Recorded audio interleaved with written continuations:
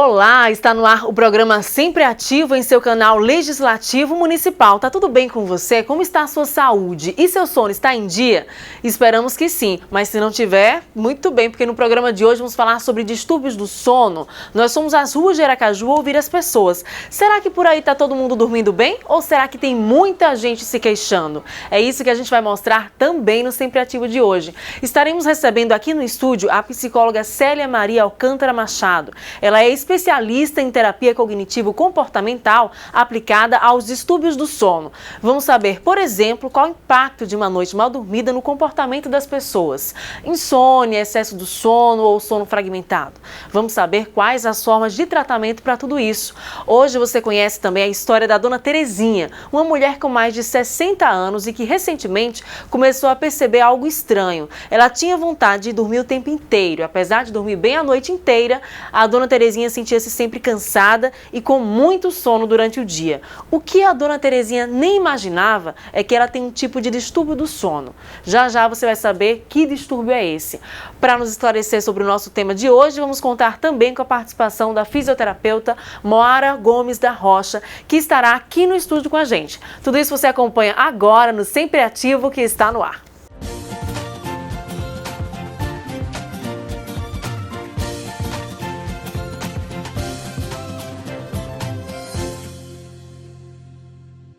Eu começo o programa de hoje com uma pergunta. Como será que anda o sono dos aracajuanos? Será que está todo mundo satisfeito, dormindo o suficiente para a saúde do organismo? Isso é o que vamos ver agora numa voltinha que demos em um shopping aqui em Aracaju. O assunto sono parece mais um mundo particular de cada um. As características dele são narradas conforme a experiência, que variam de pessoa para pessoa. Muitas vezes eu tenho muita insônia. E também muitos pesadelos, entendeu?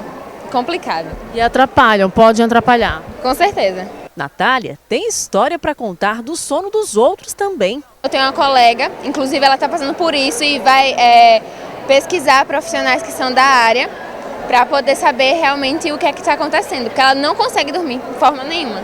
Meire conta que por estar sem trabalhar, aposentada e ociosa, o sono não vem. Ultimamente tem sido um pouco mais difícil, que agora eu estou sem trabalhar e aí o cansaço não vem, fica um pouquinho mais ansiosa e aí o cansaço demora a chegar. Mas quando eu vou retornar ao trabalho e tal, tudo volta ao normal e também a atividade física, que é essencial, né? E cada um vai contando a sua história. Tem gente com sono fragmentado. Eu durmo mais ou menos umas 2 horas, depois me acordo novamente, durmo mais umas 3 horas, me acordo novamente e assim sucessivamente. Eu acho que é estresse do dia a dia, né? Será? Eu acredito que sim. Quais são as características que você considera um sono ruim e um sono bom? Sei lá, quando eu acordo, digamos, indisposto, fadigado, geralmente é ocasionado pela falta do bom sono. Mas vem cá. Será que alguém tem alguma receitinha tiro e queda para um bom sono? Tomar um bom banho, ou um leite morno com canela, ou um chá de camomila ou erva doce. Tiro e queda? É verdade. Funciona contigo? Bom, isso funciona. Só ficar pensando em coisas boas, maravilhosas. E há quem atribua culpa no colchão para as noites mal dormidas. Ultimamente eu ando com sono ruim. Acho que o colchão hoje não ajuda. Até o colchão influencia, né? É verdade, eu já estou há algum tempo querendo trocar de colchão e o colchão não ajuda no meu sono hoje. Tem dias que eu durmo bem, dias que eu durmo mal. E nos dias que você dorme mal, como é que você se sente durante o dia? O dia todo cansado e com sono. Para Rose, o problema não é tão simples de resolver. Ela tem distúrbio do sono e, acreditem, já chegou a dormir mais de 20 horas por dia. Nossa, tenho bastante problema desde criança, que eu durmo muito. Nossa, eu já tentei fazer de tudo, educação física, reeducação alimentar, mas não está dando certo. É um sono que me toma durante todo o dia. Às vezes até eu esqueço as crianças no colégio. Quando eu lembro, já passou o horário. Dormindo? Dormindo. Nossa, e você já fez alguma consulta médica com algum especialista para verificar esse problema? Já fiz algumas consultas, né? Mas em alguns momentos eu não segui o tratamento. Talvez tenha sido por falta de iniciativa minha, vontade, mas eu sinto que tem algo mais profundo. Eu não consigo controlar, o sono ele me toma assim, enfim. Você gosta quando a mamãe dorme muito assim ou você fica querendo que ela acorde? Eu quero que ela acorde. Viu só? O assunto é sério. Já imaginou o quanto a qualidade do sono influencia no desenvolvimento do seu trabalho e na sua relação com as pessoas no dia a dia?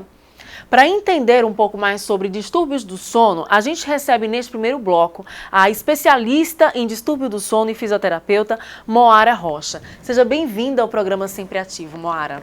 Muito obrigada, Tamires, pela oportunidade e agradeço também a produção. A gente que agradece a sua presença aqui. A gente exibiu há pouco uma reportagem que mostra que os aracajuanos têm muitos problemas com sono. Seja por causa do colchão, seja por causa do sedentarismo, porque se aposentou e já não trabalha mais, seja por causa de alguma preocupação devido a problemas pessoais. Enfim, são inúmeros os motivos e as pessoas revelaram que às vezes dorme pouco, às vezes dorme demais ou às vezes tem um sono fragmentado. Quais são os aparelhos e as formas de tratamento que são disponíveis para resolver esses distúrbios, Moara?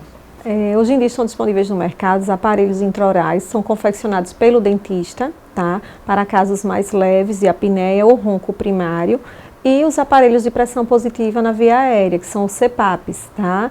Que são utilizados pelo fisioterapeuta para tratar os casos de apneia moderada a grave e alguns casos também de apneia leve.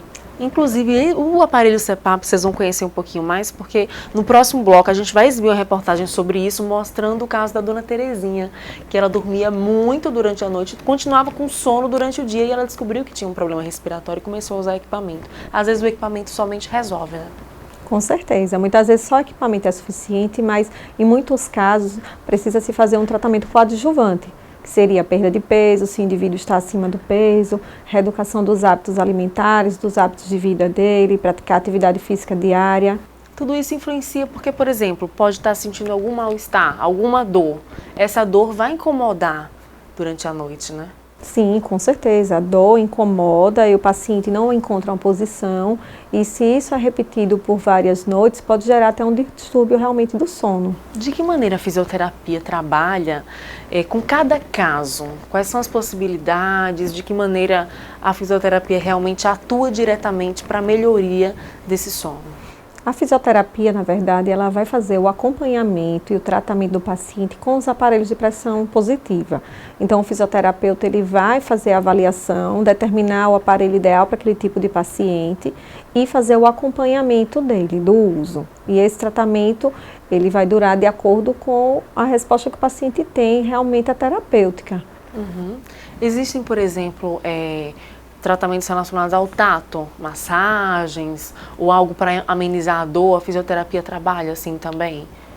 Nos casos de redução de dor, né, quadro álgico em determinada região do corpo do paciente, a fisioterapia ela vai atuar realmente, mas para o caso de sono especificamente não. Uhum. Além do aparelho que citamos, quais são os outros aparelhos? Então, existe o CPAP, que é na verdade o padrão ouro para o tratamento da apneia do sono. É o mais eficaz. É o mais eficaz, mas tem alguns casos que o paciente não se beneficia com o CPAP, então ele precisa usar um BiPAP ou bilevel, tá? Que é um aparelho de 2 níveis pressóricos, ou até o servo-ventilador, que já é um aparelho mais elaborado para casos mais raros, tá? De uma apneia central e insuficiências cardíacas, então já utiliza-se esses 3 aparelhos. O mais utilizado realmente é o CPAP. Além do CPAP, os outros aparelhos, eles incomodam ao dormir? São aparelhos grandes? Como é que eles são colocados no paciente? Hoje em dia eles são mais compactos, tá? São aparelhos pequenos, mas na verdade o que vai influenciar muitas vezes a adaptação é a máscara. Então, o paciente vai utilizar um aparelho que é conectado a uma máscara, e é essa máscara sim que vai influenciar. Só uma máscara confortável, que não machuque, que não aperte. Então, essa máscara na face do paciente, que pode ser ou que cubra somente o nariz, uma máscara nasal, ou que cubra o nariz e a boca, que seria uma máscara oronasal. Entendi. Você tem casos de pacientes que passaram por esse tratamento, fizeram uso dos equipamentos, né, com a ajuda da fisioterapia e conseguiram a cura do distúrbio de sono? Então, na verdade, a apneia do sono é uma doença que ela tem controle. O que é que a gente pode fazer? É que a gente tem a redução de uma apneia severa para uma apneia moderada ou até leve, tá? E muitas vezes o paciente já tem uma melhora substancial disso. paralelamente a um tratamento de perda de peso, reeducação dos hábitos, tudo isso contribui bastante. Qual é o perfil das pessoas que desenvolvem a apneia do sono, por exemplo? Então, normalmente o indivíduo do sexo masculino, tá? Uma idade entre 45 a 60 anos, tá? Que estão acima do peso. Então, é esse padrão mesmo de paciente que vai desenvolver a apneia do sono. Hoje em dia, a gente já tem muitas mulheres com distúrbio, tá? Mulheres principalmente na menopausa. Quais são os sintomas que as pessoas já podem começar a se preocupar? Opa, apareceu esse sintoma, já pode ser alguma coisa. Sonolência excessiva diurna. Então, paciente que sente sonolento, fadigado, com a sensação de que não dormiu o suficiente na noite anterior, tá? O déficit cognitivo, que seria a perda de memória, muitas vezes, memória a curto prazo ou até a longo prazo, mas mais a curto prazo mesmo. Então, a alteração comportamental, o paciente fica extremamente irritado, pacientes com ressecamento na boca também, certo? Noites mal dormidas, acorda muito à noite, o ronco, principalmente é o fator de alerta.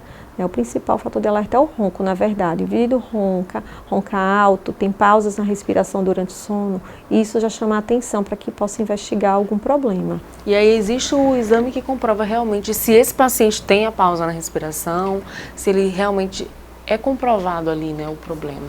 Sim, existe a polissonografia, tá, que é o padrão ouro para o diagnóstico do problema, da apneia do sono em si, que é um exame que é feito em laboratório, numa clínica, pode ser feito também em domicílio, tá? Mas na clínica é o padrão ouro realmente. O tempo de tratamento depende de paciente para paciente, de equipamento para equipamento, depende do tratamento. Em quanto tempo se tem média de cura do problema? Então, na verdade, isso vai depender do próprio paciente. Tá? Não existe um tempo determinado. Alguns pacientes, eles conseguem readequar os hábitos, perder peso, né, utilizar o aparelho corretamente. O ideal é que o paciente utilize no mínimo de 4 horas por noite o aparelho para que possa ter algum benefício no organismo. Então, associado a isso, a gente consegue, depois de um tempo, repetir o exame e saber se o tratamento está sendo eficiente ou não. E aí sim poder seguir normalmente, né? Sim, e aí seguir com o ideal para ele naquele momento. Se vai ser a redução da pressão do aparelho, do fluxo aéreo, ou se de repente ele vai passar a utilizar um outro dispositivo. Isso tudo vai depender do paciente, principalmente. Depende do paciente. Mas há como prevenir, por exemplo, quais seriam as dicas que você teria para passar para os telespectadores da TV Câmara que estão acompanhando o Sempre Ativo nesse momento? Há como prevenir esse problema do distúrbio do sono? Só para a gente encerrar. Então, como prevenção, o indivíduo pode ligar o fator de alerta, né, na verdade, se tem um ronco. Então, se ronca principalmente, roncou, vamos investigar, está acima do não vamos diminuir o peso. Não faz atividade física, praticar atividade física. Então é uma conjuntura, né? Ok, a gente agradece a sua participação aqui no programa Sempre Ativo. Obrigada. Muito obrigada pela sua participação, tá bom? Tá bom, muito obrigada. Até. Bom, agradecemos a participação dela e no próximo bloco você vai conhecer a história da Dona Terezinha, que dormia durante a noite e durante o dia sentia-se cansada e voltava a dormir por muitas e muitas horas. O diagnóstico apontou um problema respiratório que influenciava no sono. A gente volta já com mais detalhes.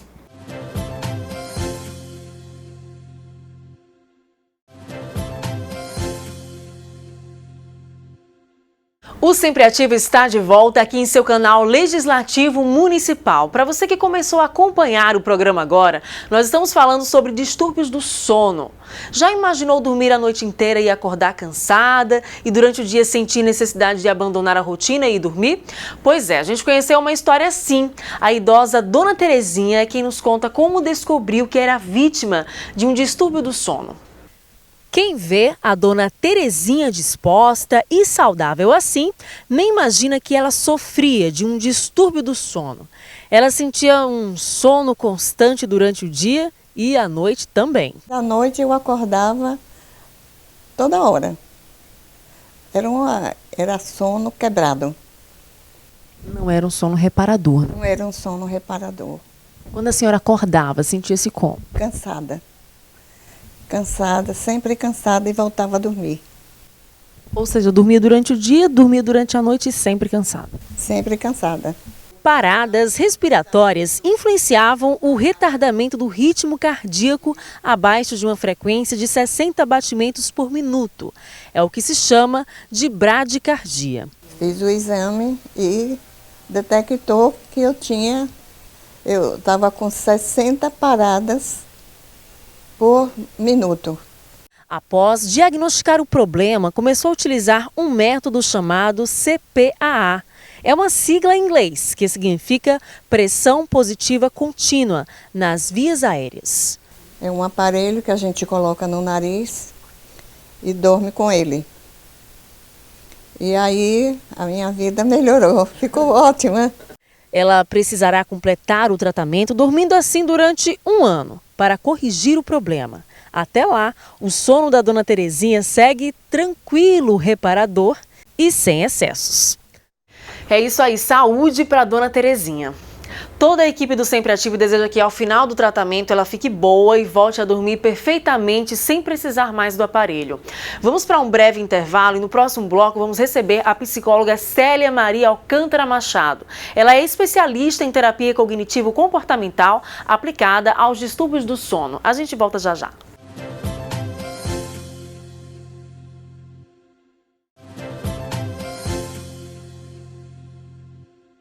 O Sempre Ativo está de volta e hoje o nosso tema central é distúrbios do sono. Já que mostramos a história da Dona Terezinha no bloco anterior, nesse momento a gente recebe a psicóloga Célia Maria Alcântara Machado. Ela é especialista em terapia cognitivo-comportamental aplicada aos distúrbios do sono. Seja bem-vinda ao nosso programa Sempre Ativo, falando sobre esse tema que é tão importante, que atinge tantos idosos e também até pessoas de outras idades. Bem-vinda. Obrigada.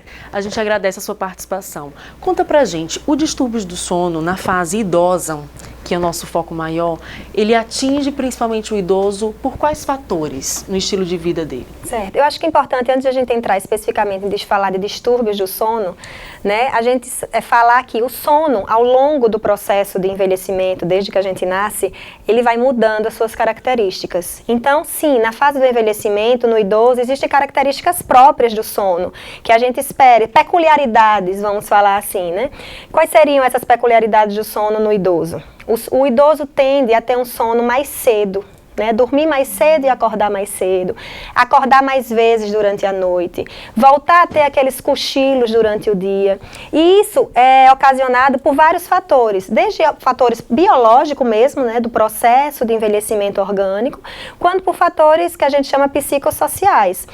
Alguns aspectos afetivos, como distúrbios de humor, alguns idosos sofrem com a depressão, isso vai afetar a qualidade do sono.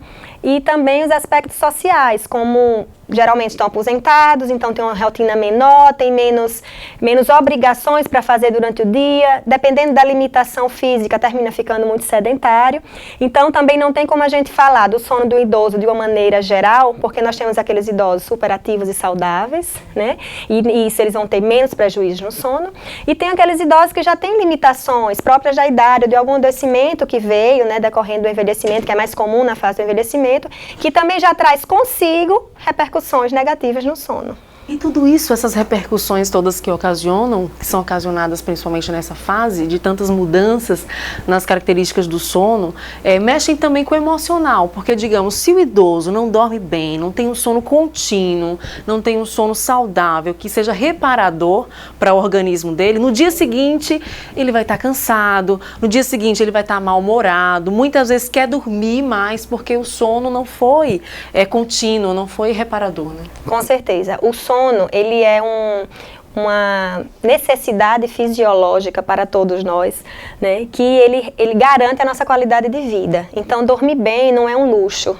Não é algo que algumas pessoas podem ter essa possibilidade de dormir bem, de dormir muito. Não, é uma necessidade imprescindível para a saúde. Então, sim, se você não tem uma noite boa de sono, tem várias repercussões. Problema na memória, problema de concentração, aumenta o risco de queda no idoso, né? Aumenta, como você falou, afeta o humor, aumenta a irritabilidade, né? Então, assim, realmente é algo que a gente tem que ser valorizado, né? O sono no idoso tem que ser valorizado.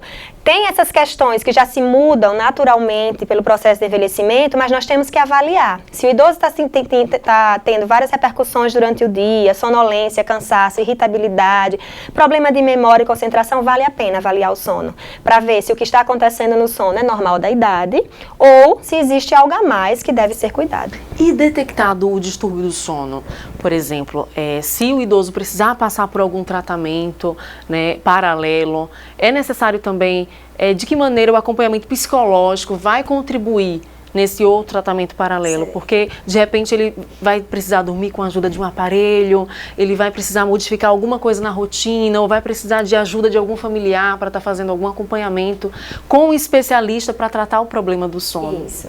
Para vocês terem ideia, a gente fala de distúrbios do sono, mas existe catalogado mais de 90 subtipos de distúrbios do sono. Nossa, são muitos, né? São muitos. Então, se há uma suspeita de um sono de má qualidade no idoso, é importante procurar um profissional que seja especialista no sono, né, para poder fazer essa avaliação adequada, identificar qual é o problema específico e aí sim a gente poder determinar qual é o tratamento adequado para o idoso, né? Como você perguntou, especificamente na psicologia, a gente trabalha que aspectos, né?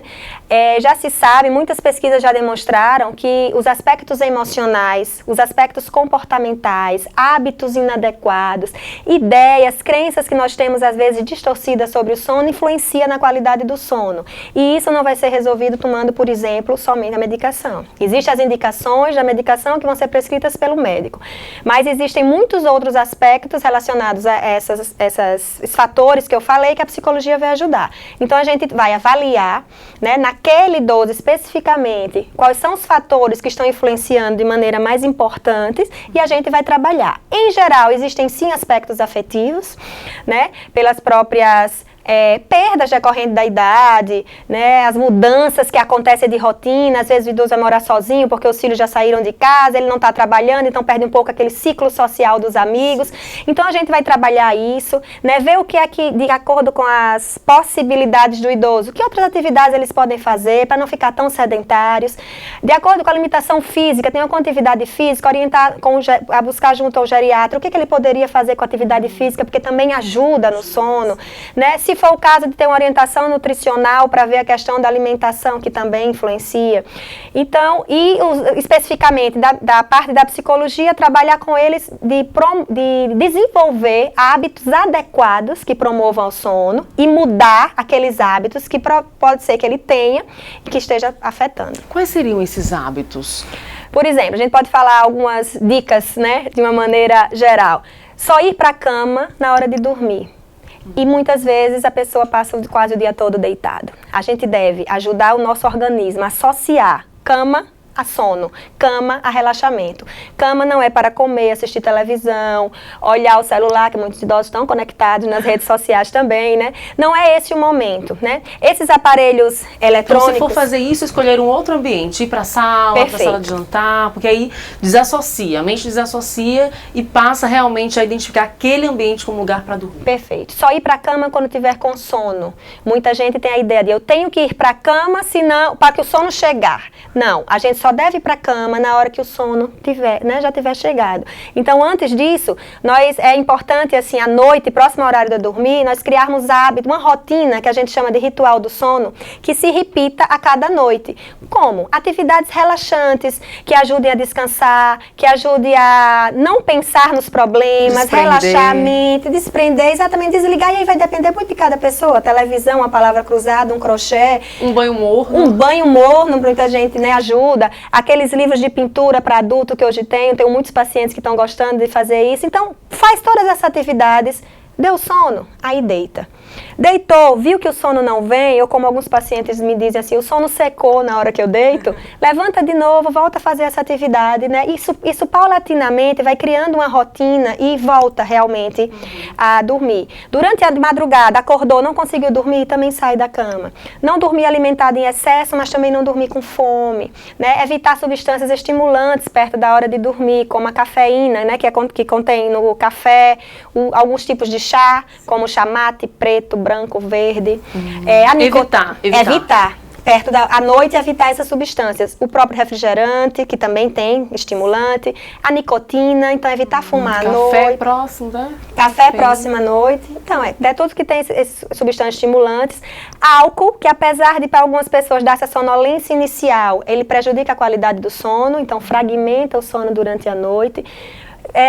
Conversar com os médicos em relação às medicações, nunca se automedicar, né? Nunca, né? Nunca, porque existem os remédios que são indutores de sono, são indicados para melhorar a qualidade do sono, mas cada um tem uma indicação. Então, o médico vai saber qual é o melhor remédio para ele, fora alguns outros remédios que a pessoa possa tomar por outros problemas de saúde, que é importante conversar com o médico para ver se existe alguma substância estimulante nessas medicações para alterar o horário, se for possível, né?